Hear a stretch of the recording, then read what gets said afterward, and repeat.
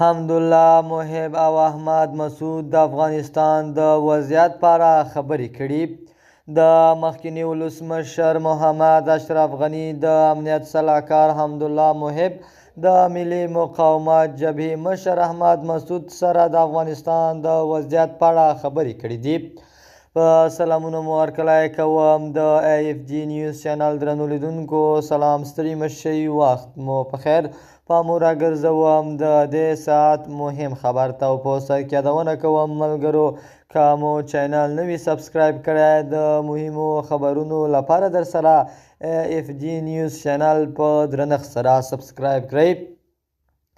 ښاغلی محب پر خپل ټویټر لیکلي چې له ښاغلي مسعود سره د خبرو اصلي تمرکز یې په ولسواکۍ او جمهوري نظام ته پر ستنېدو و چې د ده په وینا پکې د ملي بیرغ په ګډون ملي ارزښتونه خوندي وو.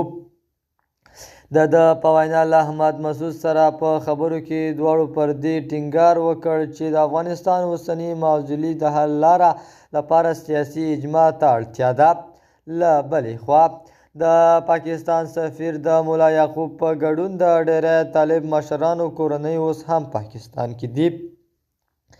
د افغانستان لپاره د پاکستان پخوانی سفیر منصور احمد خان وایي د طالبانو تر واکمنېدو وروسته لا هم د ډېرو طالب مشرانو کورنۍ په پاکستان کې دي.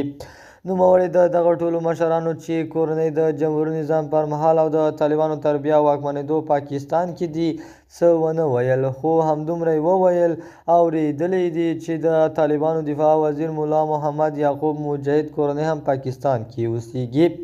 د AFG نیوز چینل درنو لیدونکو دا و زمونږ د دې ساعت چمتو شوی خبر.